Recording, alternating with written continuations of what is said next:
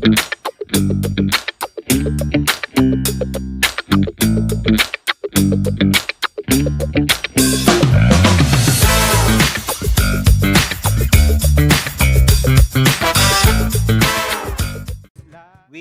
number 2, which is the topic of the Bible. Last week, Pastor Jerry delivered the sermon, the first week, and the central idea there is that God speaks in His Son alone, in Jesus Christ alone. And the words that Jesus is spoken were written in the Bible. That's the good news. Nasa Biblia, pwede nating basahin.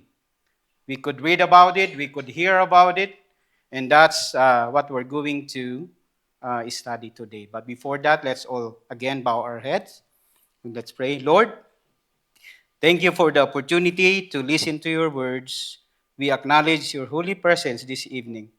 Open our hearts and open our minds to your message today, and use me once again to deliver your words with confidence, with power and authority that comes from you alone. Sanctify me, sanctify my lips to deliver these words with clarity and boldness, Lord. I pray to you, my brothers and sisters, that you're listening this message, that they will be blessed by your word. They will depart in this place blessed and equipped, hallelujah, to share your good news to the world. In Jesus' name we pray. Amen. Okay, so we are here now, and the fourth reality, God speaks. So we started from number 1, God is at work, and His work is the work of redemption. And He didn't use angels or any means of saving the lost. He invite us. He used us, people, to ally with Him, for the lack of words. But before God uses us, He wants to establish a personal relationship with us. And once we have a personal relationship established, He will invite us to His work. And after God invite us to His work, He will speak to us. Hallelujah. And God speak in many means and ways. God spoke in the prophets. God spoke by Pastor Jerry shared to us from Torah, from Tanakh, from the Bible, and He speaks. Now I'm going to talk to you about God speaks through the Bible. I like the Sunday school song about this, the Bible, the Bible. Do you know that song? The Bible. Yes, that's the book for me. I stand alone in the Word of God, the Bible. Bible. See, I like that song. Okay. The Bible, written by 40 divinely inspired men, 39 Jews and 1 non-Jew. Luke is that guy, the non-Jew, who wrote the book of Luke. The Bible was written in the span of 1,500 years, 1,500 years, in 3 continents, Europe, Asia, and Africa, written in 3 languages, Aramaic, Hebrew, and Greek, and now in English. And now even our local dialect in Bicol region, we have our own Bible translated. Many, many translations of the Bible. 66 books telling a united story about Jesus.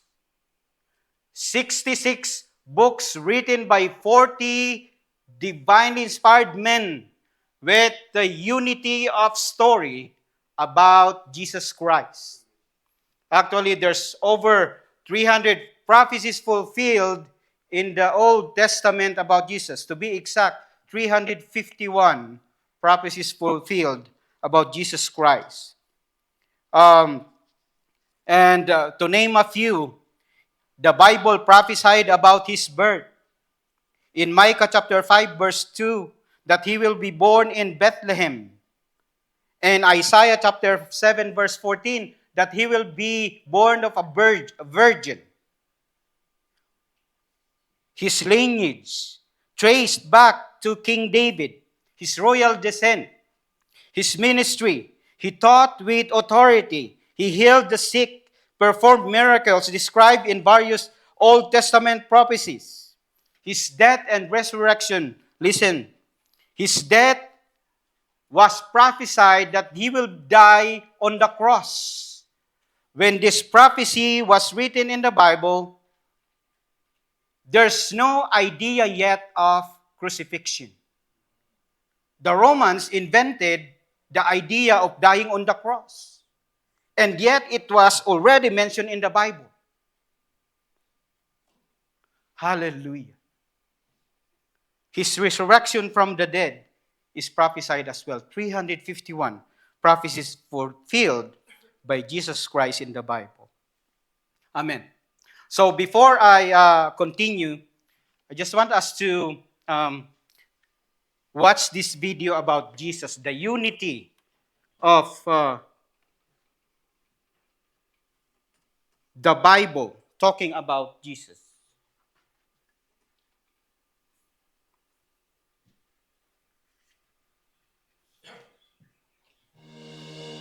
In Genesis, Jesus Christ is the breath of life.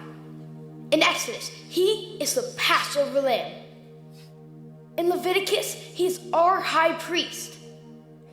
In Numbers, he's the pillar of cloud by day and the pillar of fire by night. In Deuteronomy, he's the prophet like unto Moses. In Joshua, he's the captain of our salvation. In Judges, he's our judge and lawgiver. In Ruth, he is our kinsman redeemer. In 1st and 2nd Samuel, he's our trusted prophet.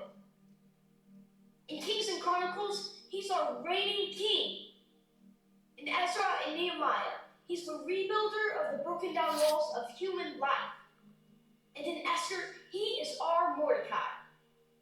In Job, he is our ever-living redeemer.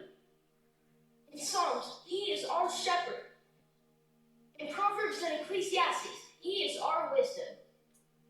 And in Song of Solomon, he is our loving bridegroom.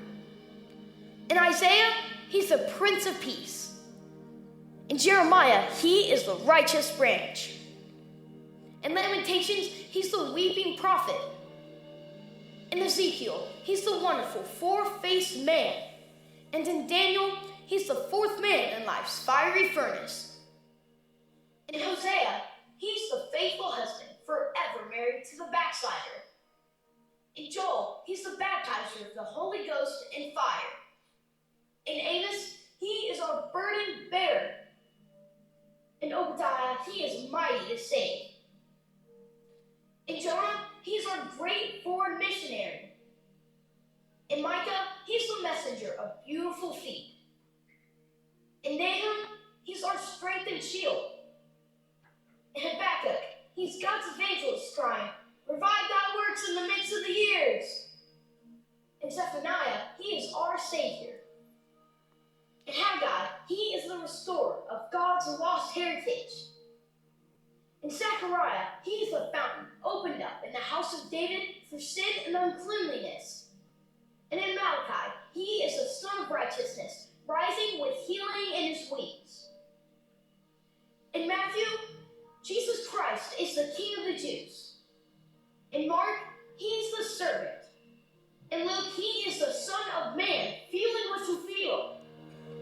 In John, he's the Son of God. In Acts, he's the Savior of the world. In Romans, he's the righteousness of God. In 1 Corinthians, he's the rock, the Father of Israel. In 2 Corinthians, he's the triumphal one, giving victory.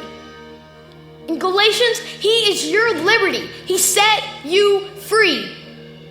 In Ephesians, he is the head of the church. In Philippians, he is your joy. In Colossians, he is your completeness. In 1st and 2nd Thessalonians, he is your hope. In 1 Timothy, he's your faith. In 2 Timothy, he's your stability. In Titus, he is truth. In Philemon, he's your benefactor. In Hebrews, he's your perfection. In James, he's the power behind your faith. In 1 Peter, he's your example. In 2 Peter, he's your purity. In 1 John, he is your life. In 2 John, he's your pattern. In 3 John, he's your motivation. In Jude, he's the foundation of your faith. And in Revelation, he is your coming King.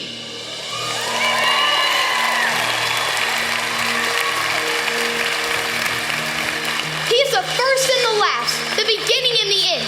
He's the keeper of creation and the creator of all. He's the architect of the universe and the manager of all times. He always was, he always is, and he always will be.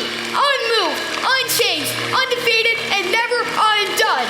He was bruised and brought healing. He was pierced in his pain. He was persecuted and brought freedom. He was dead and brought life. He is risen and brings power. He reigns and brings peace. The world can't understand him. The armies can't defeat him. The schools can't explain him, and the leaders can't ignore him. Herod couldn't kill him. The Pharisees couldn't confuse him. The people couldn't hold him. Nero couldn't crush him. Hitler couldn't silence him. The New Age can't replace him. He is life, love, longevity, and more. He is goodness, kindness, gentleness, and God. He is holy, righteous, mighty, powerful, and pure. His ways are right, and his word is eternal. His will is unchanging, and his mind is on me. He is my Redeemer. He is my Savior. He is my guide. He is my peace. He is my joy. He is my comfort. He is my Lord, and he rules my life. Hallelujah. I pray that our new gen could memorize that sermon by the youngest pastor. If you could memorize the song of Ariana Grande or Taylor Swift, why not memorize that? Hallelujah.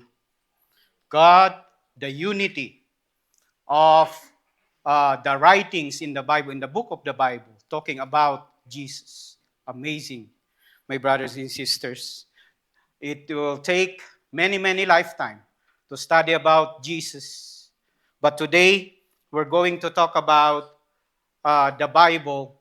And our text is in 2 Timothy chapter 3, 16 to 17. It says in here, all scripture is God-breathed and is useful for teaching, rebuking, correcting, and training in righteousness, so that the servant of God may be thoroughly equipped for God's work, for every good work.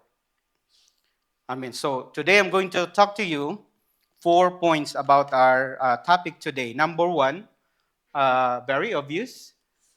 The Word of God, the Bible, is useful for teaching. Can you tell the person beside you, useful for teaching? Hallelujah. In other version, it is useful for doctrine.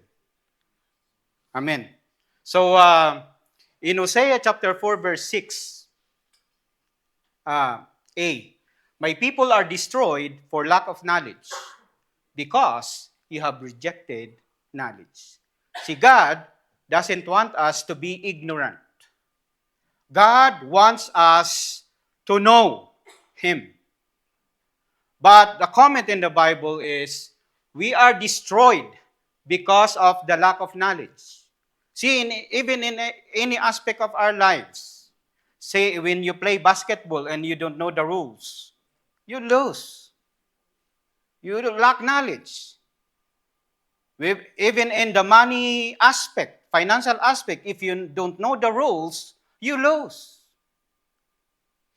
In the Bible, God doesn't want us to be ignorant. That's why the Bible is useful in teaching. In James chapter 1, verse 5, but if any of you lacks wisdom, let him ask God, who gives all generously and without reproach, and it will be given to him. You lack wisdom, you thirst knowledge from the Word of God,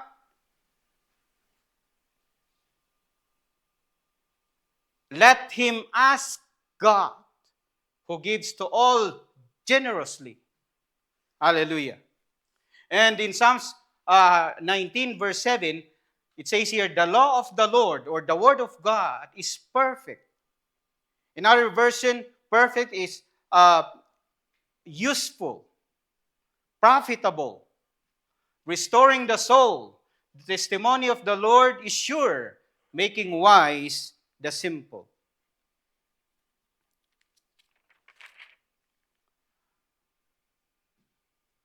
The word of the Lord is useful in teaching. Number 1 point I want to give to you, the Bible is God's revelation for who He is. The vastness of God's nature in ways is beyond human comprehension or understanding. And if you're taking notes, it's on the sermon here. Read Isaiah 55, 8-9, Romans 11, 33-24. But God is knowable through His creation and revelation. We couldn't fully, as human, understand the vastness of God's ways and nature. The Bible says, your thoughts are not my thoughts. We think differently than God. But in Romans chapter 1 verse 20, He is knowable. God is knowable through His creation.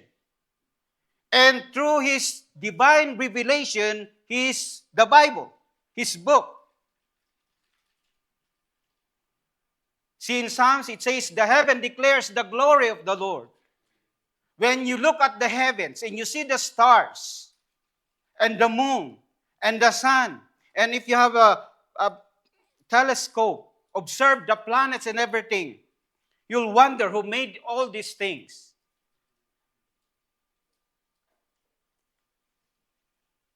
He is knowable. Number 2, the Bible is our best weapon against the devil. Don't you know that when Jesus was tempted, He didn't just say, go away, Satan, don't bother me. What did Jesus say when He was tempted? It is written. Pagkat nasusulat. We have a song for that. Because the devil is well versed too with the word of God. When he tempted Jesus, he used the word of God too in a wrong context. But what Jesus said, it is written. Number 3, the Bible reflects who we are in the presence of a holy God. See the basic question of 4 W's in 1 H. The what, the when, the where, the why, and the how. See, look at this. Without Jesus, what is our condition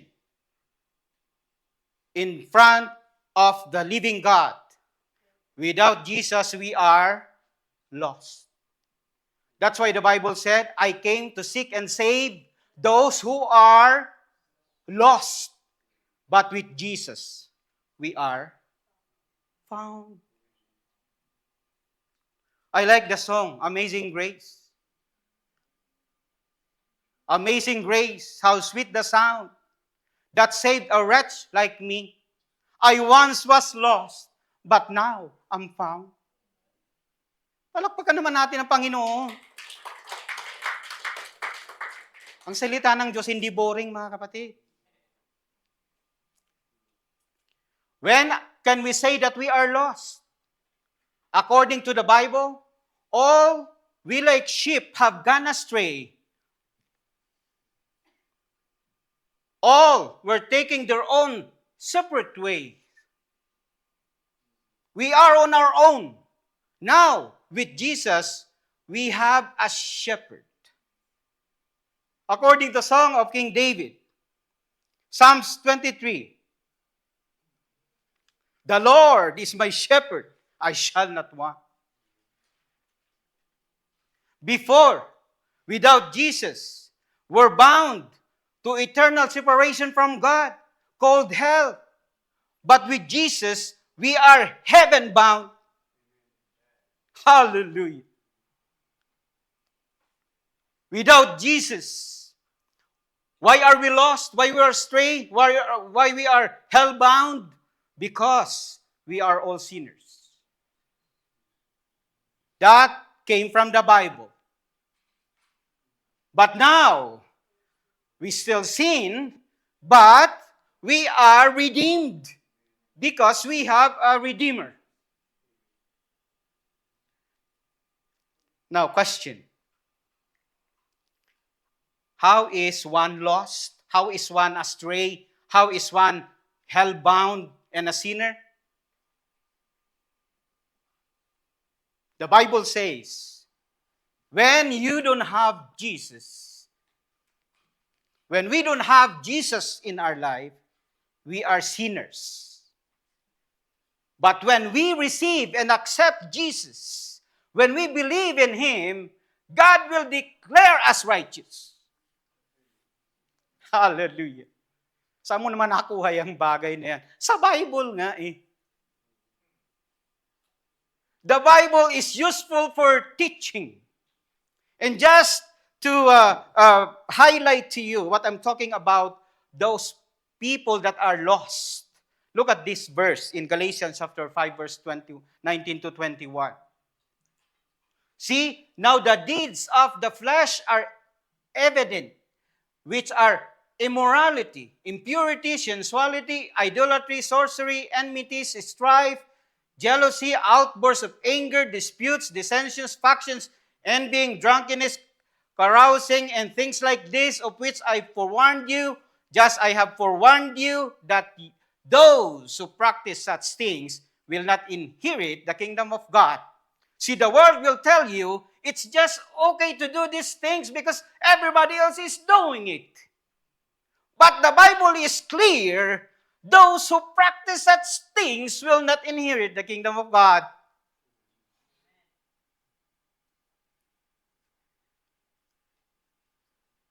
I'm talking to our new gens. In this country, North America, if you're going to get married, you need to drive test first. If he is or she is the one.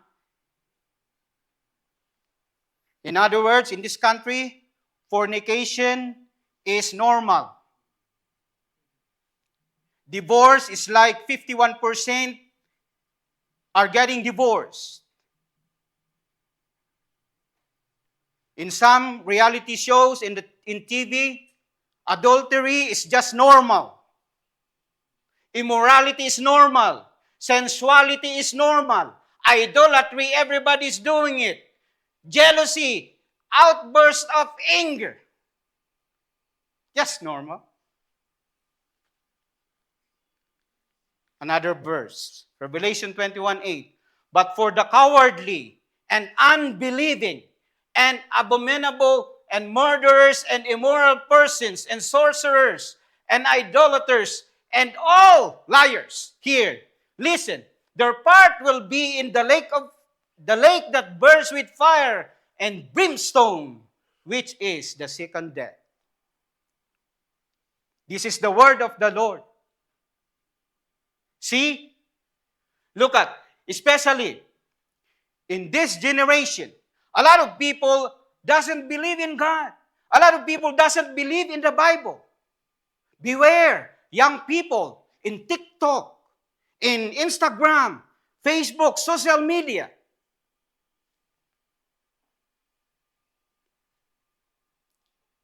Hallelujah. The Word of God is useful for teaching.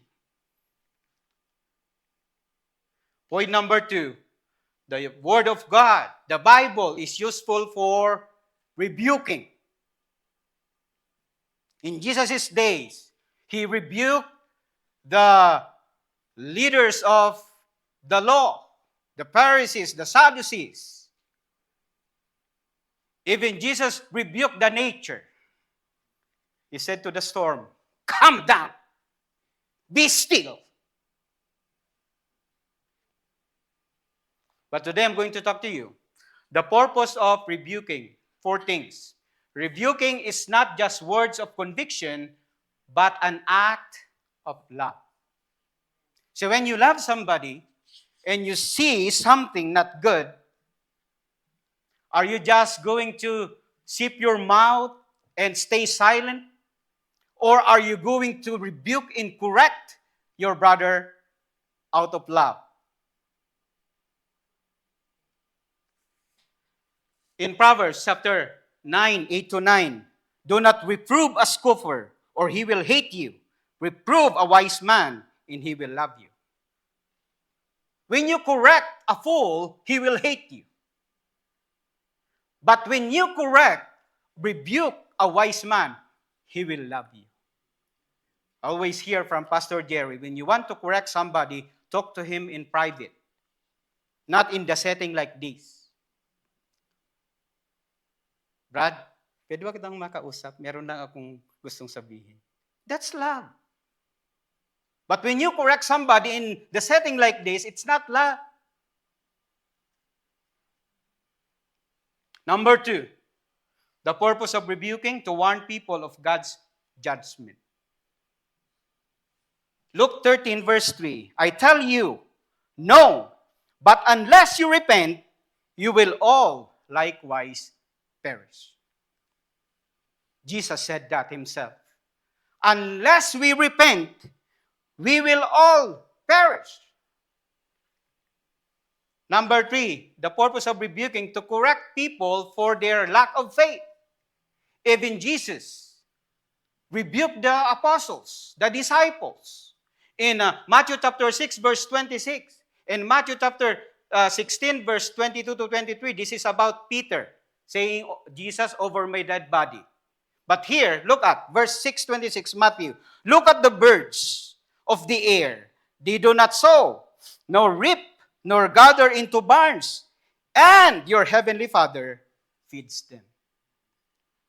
Jesus rebuking us about worrying. Sabi ng Panginoon, do not worry. Hey, Miko, you worry a lot. Do not worry. God will provide. Look at the birds of the air. They do not sow, nor reap, nor gather into barns. And yet, your heavenly Father feeds them. Number 4, the purpose of rebuking is to challenge people to repent and follow Him. Matthew chapter 4, verse 17, repent, for the kingdom of heaven is at hand. See, the Word of God, the Bible, is useful for teaching. It is also useful for rebuking. I just enumerated 4. There's many. There's lots to enumerate in there. During your house church, we could come up with things or reasons, hallelujah, to rebuke or to correct our brothers and sisters in Christ. Number 3, point number 3, not only that the Word of God is useful for teaching, useful for rebuking, the Word of God, the Bible, is useful for correcting. The question is, correcting what?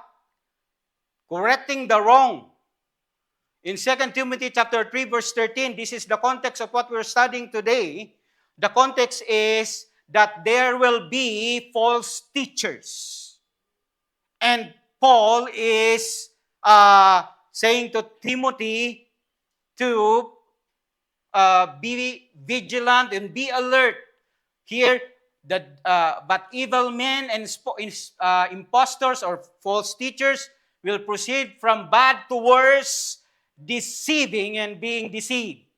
That's why Paul said to Timothy, don't be deceived.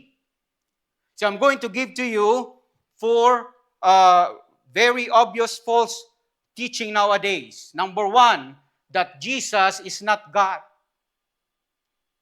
See, young people, you will hear from TikTok again. You will hear from social media. And you will be bombarded with lies that Jesus is not God.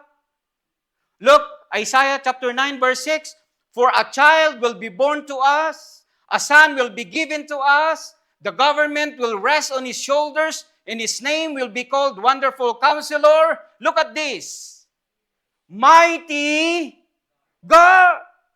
Mighty God, Eternal Father, Prince of Peace. Again, in John chapter 1, verse 1, and John chapter 1, verse 14, it says in here, in the beginning was the Word was with God, and the Word was God. And the Word became flesh and dwelt among us, and we saw His glory, glory as of the only begotten from the Father, full of grace and truth. And if I'm going to substitute the word with Jesus, look at this. It's easier to understand. In the beginning was, and Jesus was God. Verse 14, and Jesus became, ang linaw eh, and dwelt among us. And we saw His glory, glory as the only begotten from the Father, full of grace and truth. Saan natin natutunan again? Sa Bible eh. The Bible. It's just the word for me. I stand alone in the Word of God. The Bible. Okay. The Bible. False teaching number 2. Teaching about the Sabbath day. See, the Sabbath day is, you remember 10 commandments? The number 8 commandment is to observe the Sabbath day. It is a weekly day of rest of the Jews. It starts on Friday, sunset of Friday evening, and nightfall of Saturday. Si Brother Jerwin, alam niya ito. Galing siya sa Israel. The Sabbath day start in the Friday evening, sunset of Friday evening, and end at the nightfall of Saturday. It is a time of rest, a time for worship and spiritual reflection that God commanded to the Jews in Moses' time, included in the 10 Commandments.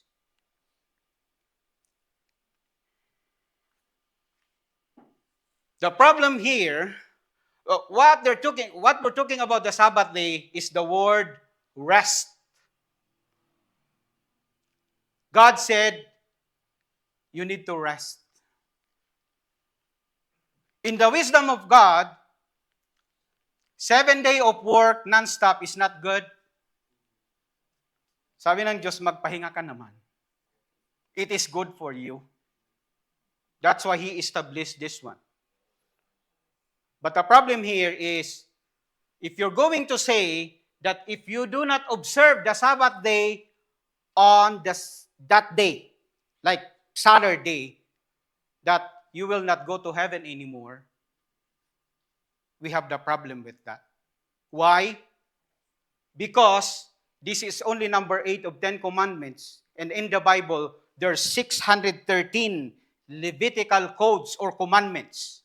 So if you're going to obey this to go to heaven, you need to obey another 612. That the Bible is saying, it's impossible for us to do it. Because the Bible is clear, no one is righteous. Walang nakasunod sa batas ng Diyos. In James, you want to follow the 10 commandments, including this one. You follow 9 and you violated 1, you're back to 0 again. That's why it's impossible. Now, if you want to use this to go to heaven, probably God will honor that, but God will demand you to obey. Let's not talk about 613 commandments, just the 10. That's why, here, Jesus said to them, the Sabbath was made for man and not man for the Sabbath. Because do not think that I came to abolish the law or the prophets. I did not come to abolish, but fulfill. Jesus fulfilled the laws for our benefit. Jesus is saying, you don't need to follow Sabbath day for you to go to heaven. I already fulfilled it for you. You just need to believe. God is concerned about our physical rest, but God is more concerned about our spiritual rest. Mga kapatid, Matthew 11:28 to 30. Come to me, all who labor and heavy laden, and I will give you rest. Take my yoke upon you and learn from me, for I am gentle and lowly in heart, and you will find rest for your souls. For my yoke is easy and my burden is light.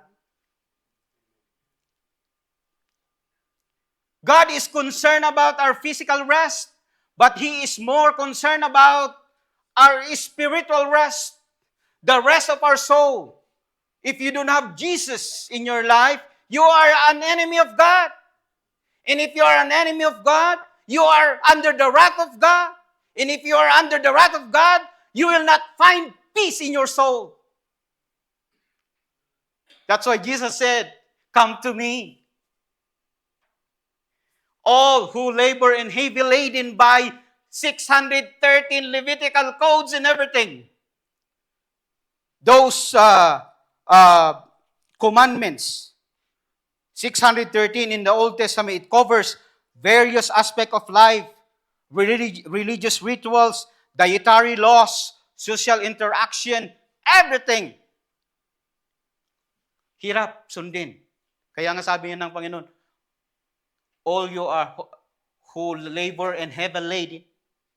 And ang sabi niya, my yoke is easy and my burden is light. Palakpakan natin ng Panginoon. And ang sabi ng kata, and He said, come to me, all you labor and heavy laden, and I will give you rest, for my yoke is easy and my burden is light. Hallelujah. False teaching number 3, mga kapatid. All religions points to God. Be careful, our new gen. Again, you will be bombarded that all rivers goes to the sea. Sabi nga ni Pastor Jerry last week, all religions points to God. Pare-parehas lang yan. Huwag mo na kaming alalahanin. Okay naman kami. Lahat naman tayo papunta ron. Isang magkakaibang ilog naman yan, pero pupunta rin yan sa dagat. Magkikita rin tayo doon. Lahat. Wrong! Paano natin sabi? From the Bible. It's wrong. John 14:6, Jesus said to him, I am the way. Pansin nyo? God did not say, I am a way. I am the way. I am the truth. And I am the life. No one comes to the Father but through me. Some sects, S-E-C-T-S, sects, they teach people, oh, no, don't worry about Jesus, just ignore Him. We can go to the Father without Him. Father, here we come. The Bible said, you can come to me without my Son. It's clear.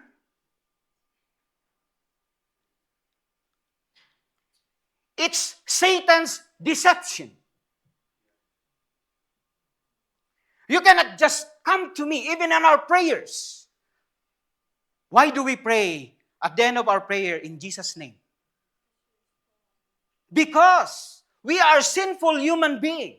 We cannot go to God the Father directly. We can go to Him through His Son, Jesus Christ.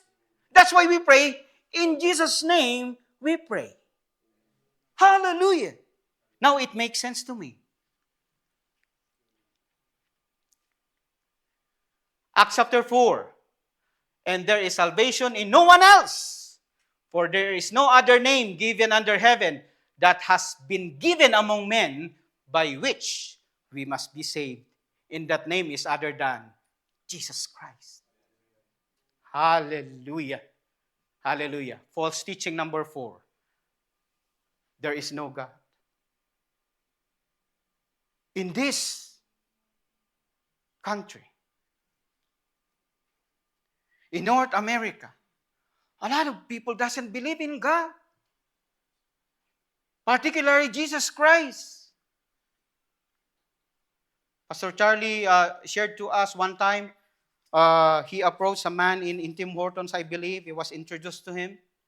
And the comment of that guy is, I don't believe in that crap. Imagine that. See, there's people that doesn't believe in God. There's no God. Look at this verse. The fool has said in his heart, there is no God. Hangal. Sa salitang medyo masakit, tanga.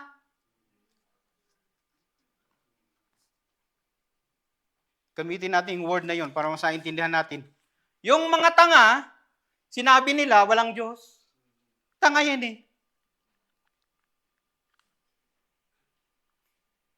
Philippians 2:10-11. So that at the name of Jesus, every knee will bow of those who are in heaven and on earth and under the earth, and that every tongue will confess that Jesus Christ is Lord. Hallelujah, to the glory of the Father. If you don't believe and accept Jesus Christ, you will be surprised. And you will be forced to say, you are Christ. But if you believe in Jesus Christ, you will say, you are Christ. Thank you for saving me. But if you don't have a relationship with Jesus Christ, ikaw pala yun. Huli na ang lahat. Wala na.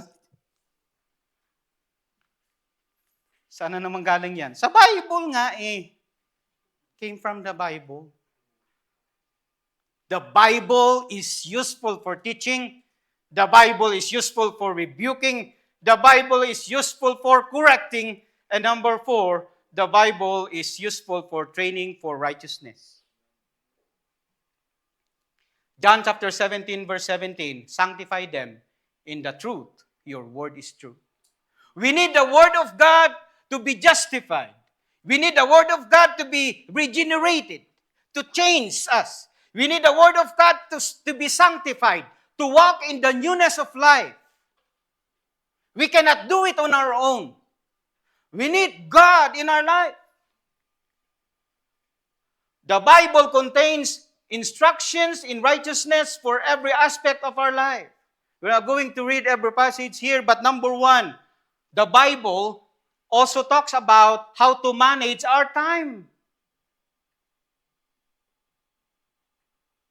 Don't you know that the Bible talks about how to become faithful steward of our finances?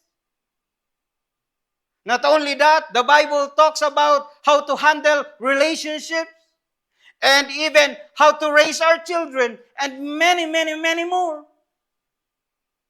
Ilalagay ko yan lahat dyan, magdamag tayo rito. Many, many, many more instructions in righteousness for every aspect of our life is found in the Bible. It is useful for training in righteousness. Hallelujah. So, before we end, I'm going to give you 3 applications of our message.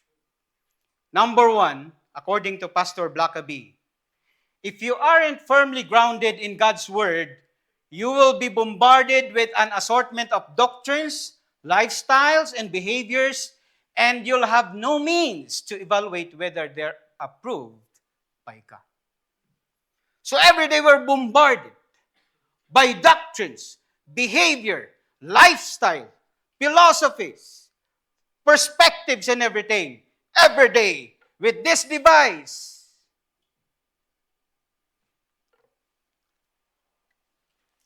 Look at this. In Numbers chapter 6, 24-26, it says, the Lord bless you and keep you. The Lord make His face shine on you and be gracious to you. The Lord lift His countenance on you and give you peace. Question. Who is he talking about? That word peace in there. It points to Jesus. Hallelujah.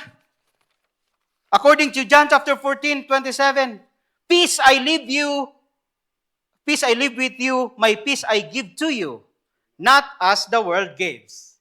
What's the definition of the world for the word peace? The absence of war, maybe. It's peace.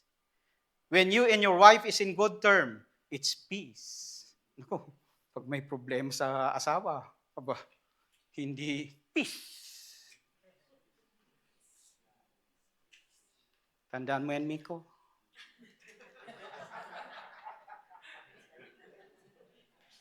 Trust in the Lord with all your heart and do not lean on your own understanding. In all your ways, acknowledge Him and He will make your path straight. Sino yan? Si Jesus yan. Ano sabi ng iba? There's many, many ways. Don't worry about Jesus. All rivers go to the sea. Kalain mo yan. Isaiah chapter 43 verse 5, do not fear, for I am with you. I will bring your offspring from the east and gather you from the west. Do you know this verse? This is the one verse that was used by one religious group in the Philippines, talking about their messenger, the fulfillment of this word. It points to Jesus. According to Matthew chapter 23, verse 27, look at this word. Hear this word. According to Jesus' word, Jerusalem, Jerusalem, who kills the prophets and stones those who are sent to her, how often I wanted to gather your children together, the way a hen gathers her chicks under her wings, and you were unwilling. See, God is the one who wants to gather His children. This word is for the Israelites, but they interpreted it in a different way to fit their narrative. The people who walk in the darkness will see a great light. Those who live in the dark land and the light will shine on them. Talks about Jesus. Ano sabi ng Bible? I am the light of the world.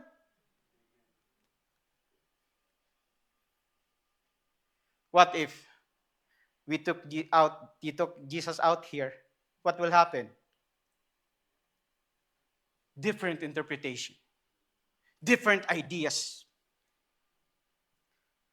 That's why we have thousands of groups, sects and everything. Because they took Jesus out of the context.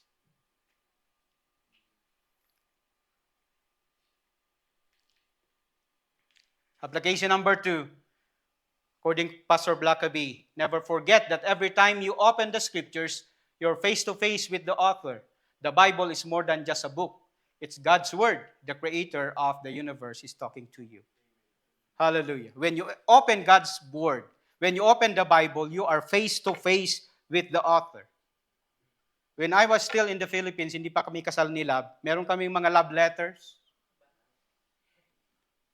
And when I'm always excited to receive a letter from her, and when I'm reading the letter, I'm face to face with her and her thoughts and her minds and her feelings and everything. And to answer your question, Mama, excited din ako mag-celebrate ng 22 years.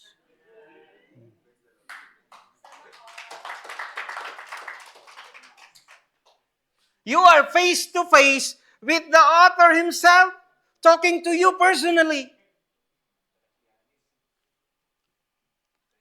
Application number 3, fortunately, God has assigned the Holy Spirit to be your teacher. You can come to know God in your own wisdom.